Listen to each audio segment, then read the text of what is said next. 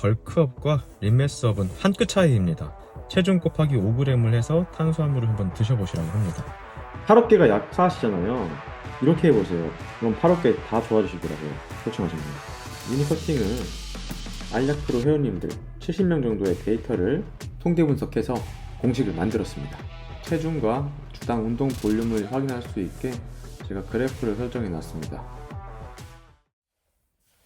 안녕하세요. 알약빌더입니다. 2월 18일 일요일입니다. 제 대회 일정이 변경이 되었습니다. 7월 28일에 열리는 내추럴 프로 퀄리파이어를 뛰고 이후에 열리는 11월 2일 몬짐을 뛰려고 했는데요. 직장인이다 보니까 현실적으로 좀 한계가 있는 것 같습니다. 그리고 아직까지 뭔가 하체나 제 약점들이 완전히 보완됐다는 느낌은 안 들어서 BC는 좀 더 가져가 볼 생각입니다. 11월 2일에 열리는 몬스터짐 프로 퀄리파이어에 올인하겠습니다. 종목은 보디빌딩이고 저는 제 강점인 동글동글한 근육의 볼륨감과 컨디셔닝으로 한번 몰아붙여 보도록 하겠습니다. 지금 다이어트를 사실 조금 했거든요. 이번 주 아침 공복 체중이 70.2까지 내렸었는데 다시 천천히 림매스업을 해보려고 합니다. 그래서 제가 어떻게 림매스업을 해가는지 여러분들께 브이로그를 통해서 공유해 드리도록 하겠습니다. 파이팅!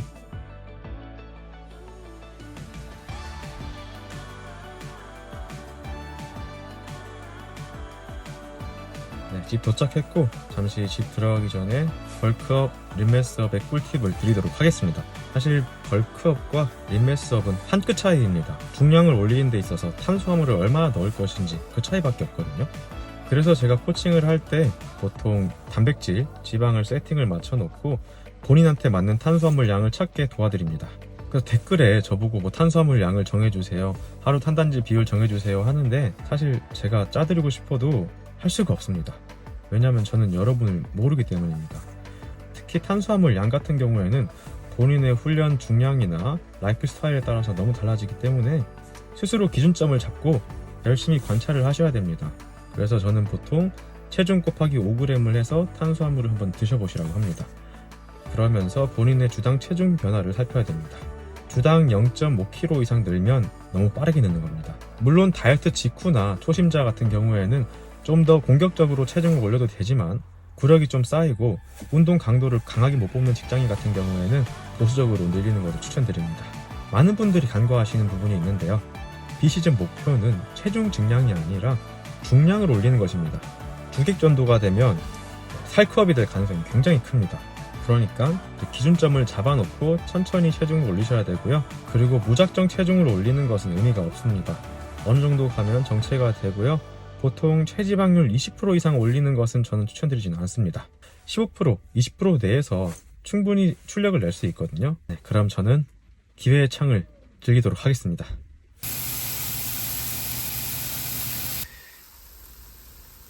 네, 잘 먹겠습니다.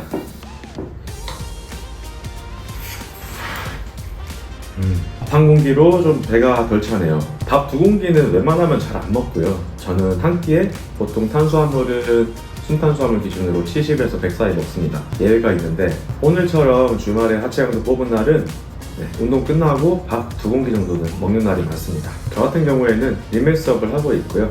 단백질은 쉐이크 활용해서 5번 넣고 끼니수는 4번으로 채웁니다. 그 중에서 한 끼는 점심때 일반식을 먹는 편이고, 그리고 2월달 다이어트를 좀 했었는데 그때는 3끼를 먹고 일반식을 제한하고 단백질을 5번 먹었습니다. 그렇게 하니까 또 살이 빠지더라고요. 저 같은 경우에는 4끼를 먹으면 체중이 유지되거나 약간 오르고 3끼 먹으면 빠집니다. 여러분들께서도 목적에 맞게 끼니수를 활용하시면 될 것 같습니다. 림매스업은 3끼, 4끼, 벌크업은 5끼 이상 먹으셔야 됩니다. 한 번에 너무 많은 탄수화물을 넣는 것보다는 나눠서 먹는 게 좋아요. 한 번에 많이 넣게 되면 인슐린 스파이크나 인슐린 저항성에 별로 좋지가 않습니다. 그래서 본인 체중 곱하기 1.5 정도를 먹어주는 게 밥이 됐네요. 단백질을 한 끼에 보통 25g에서 40g까지도 저는 먹습니다. 그렇게 체중 곱하기 2배 정도를 맞춰서 먹고 있고 그 이상으로는 잘 올리진 않습니다. 벌크업 한답시고 단백질 많이 드시는 분들 계신데 식비가 아마 감당이 안 되실 겁니다. 의미도 없고 건강에도 크게 좋을 것 같지는 않아요. 그것 중에서 가장 싼 게 탄수화물이니까 벌크업, 림매스업 때 탄수화물을 잘 활용하시길 바랍니다. 체중이 얼마까지 올랐어요? 84.5만 됐어요. 좀 대회 끝나고 다이어트 끝나고 좀 먹으면 금방 보니까 이제 붓기 빠지면 80 일이 나올 것 같긴 하네요. 약점이었던 게 앞다리잖아요. 앞다리 훈련법을 좀 고민을 해봐야 될 것 같아요. 하루 운동 시간이 얼마나 되세요? 공운동만 한 2시간 10분 정도 나오더라고요. 가슴 하는 날도 2시간 10분? 뭐 등하는 날도 그렇고 어깨도 그런가요, 다? BC는 좀 바꾸면 좋을 것 같아요. 좀 줄여야 될 것 같아요. 한 종목, 한 세트에 좀 집중을 많이 하셔야 될 것 같아요. 복합 다관절 쪽에 조금 더 중량을 계속 올려야 될 것 같아요. 사실 4분할에 휴식 한 번까지 들어가면 이것도 괜찮고 3분할 팔이 조금 문제가 되더라고요. 이렇게 해보세요. 그럼 팔 어깨 다 좋아지시더라고요. 코칭하신 분들. 등이 아마 1시간 나올 거고요. 못해도. 가슴도 한 4, 50분 해야 돼요. 등 끝내고 가슴 네. 들어가지 말고 등부터 한 종목 하고 한두 종목 하고 원판 정리하고 바로 가슴 들어가면 돼요.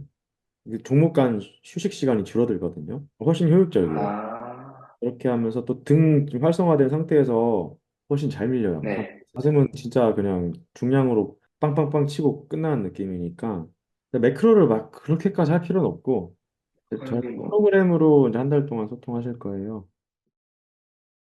네, 그러면 지금부터 프로그램 설명을 드리도록 하겠습니다. 제가 어제 새벽에 영혼 갈아서 프로그램 수정 버전 만들었습니다. 여러분들께서 최대한 쉽게 쓸 수 있도록 많이 수정했어요. 구독, 좋아요 부탁드리고 또 주변에 널리 알려주세요. 여러분들의 관심이 영상 제작에 큰 힘이 됩니다. 우선 파일을 다운받기 위해서는 여기 보시면 회칙을 확인하셔야 됩니다. 5기 모집 공고입니다. 그래서 한번 쭉 살펴보시고요. 헬스 정보 게시판에 1회 업로드 해주셔야 되고 어떤 주제든 괜찮습니다. 원하는 내용 최대한 성실하게 작성해 주시면 등업을 해드리고요. 그리고 가입 인사 해주셔야 됩니다. 그리고 성실 회원으로 등업되시면 또 추가 혜택이 있으니까 한번 열심히 활동해 보시길 바랍니다. 네, 그렇게 회원 등업이 완료되면 바로 프로그램 다운받으실 수 있습니다. 프로그램을 살펴보도록 하겠습니다. 비시즌을 잘 보내기 위한 방법들을 적어놨습니다. 비시즌은 정밀한 매크로가 큰 의미가 없습니다. 일단 그 자체가 너무 스트레스이기도 하고 일반식이 들어가면 오차가 커져요. 그래서 사실 큰 의미가 없습니다. 그래서 제가 추천드리는 방법은 단백질 섭취량만 대략 이 정도에서 맞추시고 이제 체중을 매주 추적하시면 됩니다.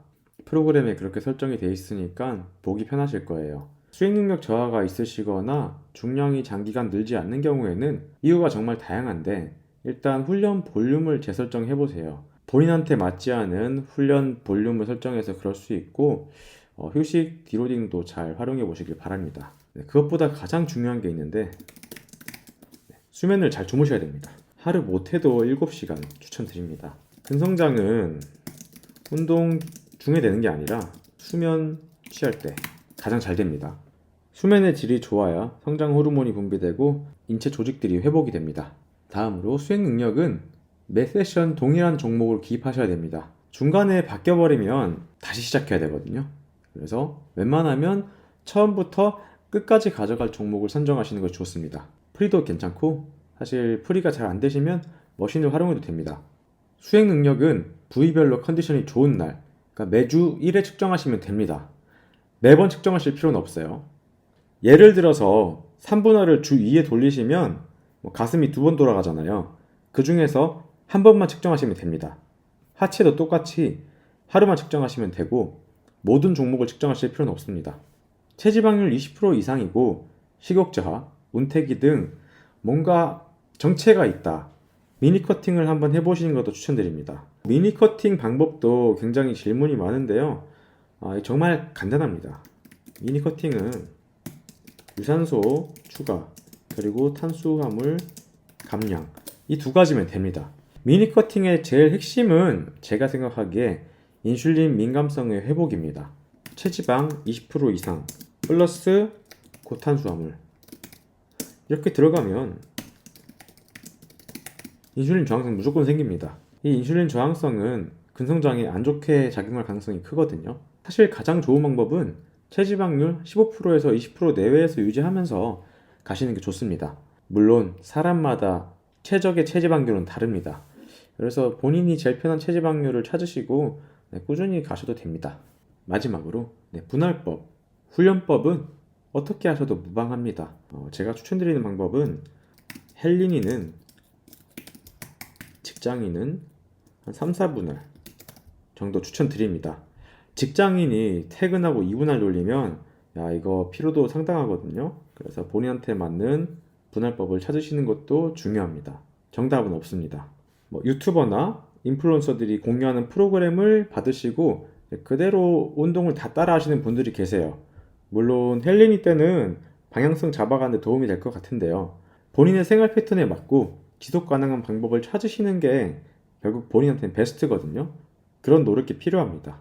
네, 다음으로 프로필입니다. 여기 노란 부분에만 입력을 해주시면 됩니다. 살펴보면 이 앞쪽은 다 쉬운데 아마 추정 유지 칼로리를 많이 어려워하시는 것 같아요. 관련해서 공식들이 여러 가지가 있는데요. 사실 해보니까 맞지 않는 부분들이 많더라고요. 그래서 저는 알약크로 회원님들 70명 정도의 데이터를 통계 분석해서 공식을 만들었습니다. 생각보다 잘 맞더라고요. 그래서 한번 활용해 보시면 좋을 것 같아요. 체중 입력하시고요. 여기 SAF는 여기 밑에 한번 보시고 본인이 어느 정도의 활동도에 해당하나 그 값을 입력하시면 됩니다. 예를 들어서 한 주 5회에서 6회 정도 훈련을 하면 대략 1.6이 나올 것 같아요. 1.6. 그러면 추정 열량 요구량이 나오죠. 요거를 여기다 입력하시면 됩니다. 목표 섭취 칼로리는 여기다가 한 200에서 300kcal를 더 드시면 됩니다. 500칼로리 이상 추가하면 거의 벌크업 칼로리가 되는데 계속 그렇게 드시기는 부담이 되실 겁니다. 체중이 너무 빠르게 늘기 때문에 결국에는 칼로리를 조정하셔야 됩니다. 오늘자 인바디 재주시면 되고요. 그리고 한 달마다 프로그램 올리니까 매달 이거 적으셔가지고 입력해 주시면 될 것 같습니다. 다음은 전체 변화입니다.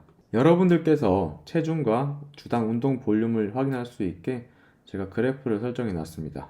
그래프를 보시게 되면 제가 1주차부터 4주차까지 변화를 살펴봤습니다.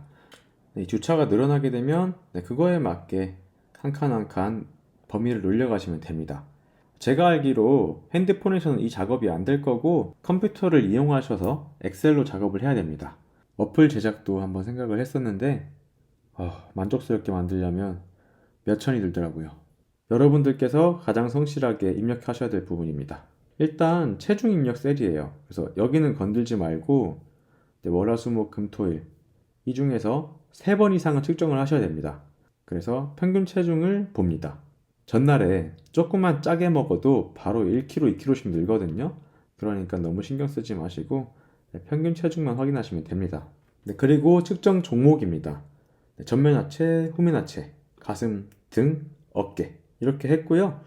물론 5가지 다 측정하면 좋지만 본인이 하체는 안 한다, 상체 몰빵이다 하면 3개만 가셔도 될 것 같습니다.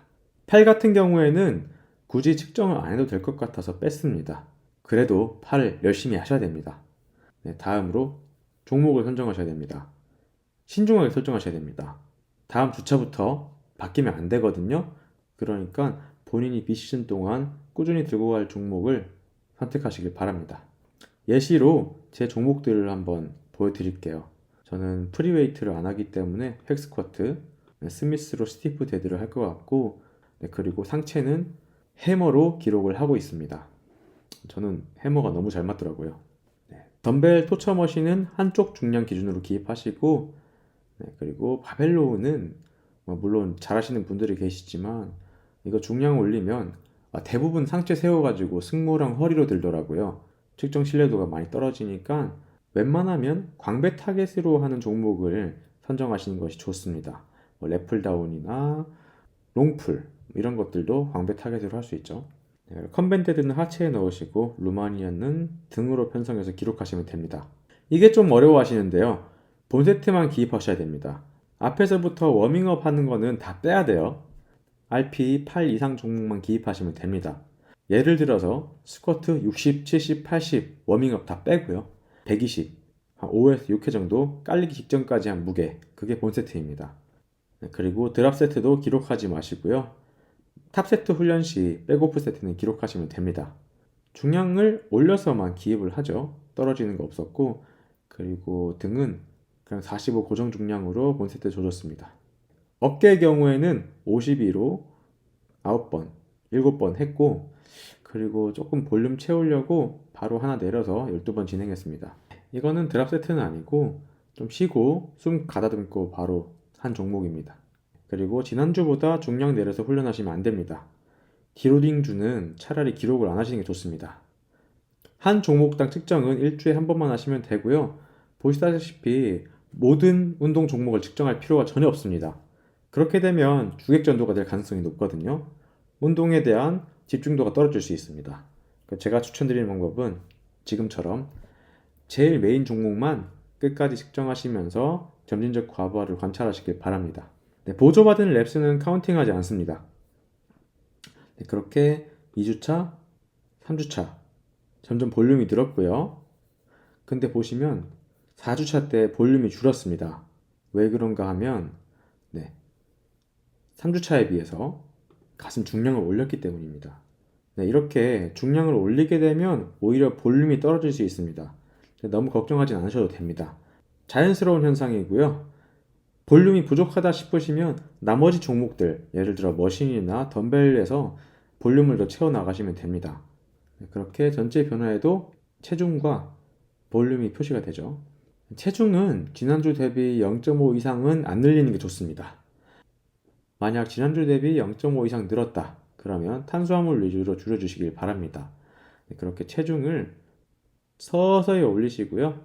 결국엔 아마 어느 구간에서 체중 정체가 있을 겁니다.